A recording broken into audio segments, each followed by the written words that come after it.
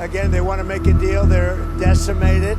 মার্কিন president Donald ট্রাম্পের ৯ দফা প্রস্তাবের জবাবে যুক্তরাষ্ট্রের কাছে ১৪ দফার একটি শান্তি পরিকল্পনা তুলে ধরেছে ইরান। আন্তর্জাতিক বিশ্লেষণগুলো বলছে, কঠিন শর্তে যুদ্ধ বন্ধে রাজি হলেও তেহরান কৌশলে এক ধাপ এগিয়ে যেতে চাইছে, যার মাধ্যমে তারা স্পষ্ট বার্তা দিচ্ছে তাদের লক্ষ্য কেবল সাময়িক যুদ্ধবিরতি নয়, বরং দীর্ঘমেয়াদী সমাধানের পথ তৈরি করা। ফলে পাকিস্তানের মধ্যস্থতায় চলা এই কূটনৈতিক প্রক্রিয়ায় প্রশ্ন উঠছে, আসলে কোন কৌশল গ্রহণ করছে ইরান? এই প্রস্তাবের ভবিষ্যৎ বাকি আলোচনার পথ ওয়াশিংটন অব্যাহত রাখবে নাকি মধ্যপ্রাচ্যের উত্তেজনা আরও বাড়বে? এসব নিয়ে নানা হিসেব নিকেশ চলছে আন্তর্জাতিক মহলে।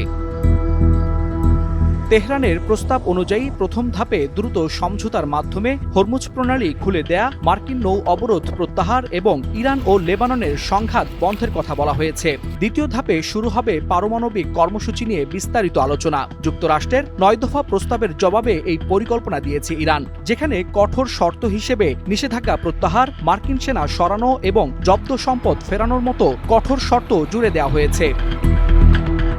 ইরানের ৩০ দিনের মধ্যে সমাধানের প্রস্তাব মূলত দ্রুত যুদ্ধবিরতি চাপিয়ে দেওয়ার কৌশল। এতে তারা যুদ্ধক্ষেত্রে ক্ষয়ক্ষতি কমাতে পারবে, একই সঙ্গে সামরিক পুনর্গঠন ও পুনরায় প্রস্তুতির সুযোগ পাবে। আন্তর্জাতিক নিরাপত্তা বিশ্লেষকরা এটিকে ট্যাকটিক্যাল ডিএসকেলেশন হিসেবে দেখছেন, অর্থাৎ সাময়িক শান্তি কিন্তু দীর্ঘমেয়াদী রাজনৈতিক ও সামরিক কৌশলের প্রস্তুতি।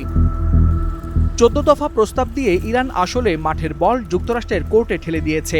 আমরা শান্তি চাই, এই বার্তা আন্তর্জাতিকভাবে ছড়িয়ে দিচ্ছে তেহরান। যদি যুক্তরাষ্ট্র রাজি না হয়, তাহলে তাকে যুদ্ধপ্রবণ দেশ হিসেবে উপস্থাপন করা যাবে। আল জাজিরা, বিবিসি ও রয়টার্সের মতো আন্তর্জাতিক সংবাদ মাধ্যমগুলোর বিশ্লেষণ বলছে, ইরান এই ধরনের প্রস্তাব ব্যবহার করে মোরাল হাই গ্রাউন্ড দখল করতে চায়, যা ইরানের সূক্ষ্ম কূটনৈতিক শক্তিমত্তার বহিঃপ্রকাশ। হরমুজ প্রণালী বিশ্ব জ্বালানি সরবরাহের অন্যতম গুরুত্বপূর্ণ রুট। এটি খুলে দেওয়ার শর্ত দিয়ে ইরান বিশ্ব বাজারকে নিজের পক্ষে টানতে চায়। তেলের বাজার স্থিতিশীল করার প্রতিশ্রুতি দিয়ে আন্তর্জাতিক সমর্থন অর্জনের চেষ্টা করছে।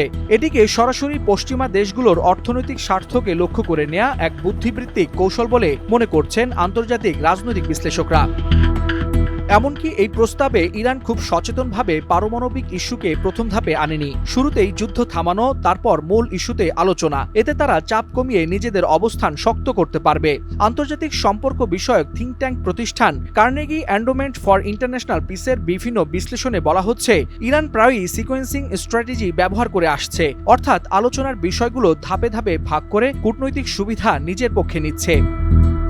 আরেকটি গুরুত্বপূর্ণ বিষয়, ইসলামাবাদকে মধ্যস্থতাকারী হিসেবে রাখা তেহরানের একটি বড় কৌশলগত পদক্ষেপ বলে ধারণা করা হচ্ছে, যার লক্ষ্য যুক্তরাষ্ট্র বিরোধী ব্লক শক্তিশালী করা এবং আঞ্চলিক শক্তিগুলোর সমর্থন পাওয়া। এতে স্পষ্ট হচ্ছে, ইরান শুধু সামরিক নয়, আঞ্চলিক কূটনৈতিক জোটও শক্ত করছে। এমন বাস্তবতায় আন্তর্জাতিক গণমাধ্যমগুলোর পর্যালোচনা বলছে, যুদ্ধ বন্ধে রাজি হলেও শর্তের কঠোরতায় ইঙ্গিত দিচ্ছে চাপ কমাতে নয়, বরং শর্ত নির্ধারণ করতে চায় ইরান। এমনকি নিজেকে শান্তিপ্রিয় দেখিয়ে দীর্ঘমেয়াদী রাজনৈতিক সুবিধা নেয়ার কৌশলে এগিয়ে যাচ্ছে তেহরানের কূটনৈতিক দল। এদিকে ইরানের ১৪ দফা প্রস্তাব নিয়ে কাতারের জর্জটাউন ইউনিভার্সিটির রাষ্ট্রবিজ্ঞানের সহযোগী অধ্যাপক পল মাসগ্রেভের মতে, ট্রাম্প নতুন ইরানি প্রস্তাবটি না পড়েই বা এ বিষয়ে কোনো ব্রিফিং না পেয়েই প্রত্যাখ্যান করেছে বলে মনে হচ্ছে।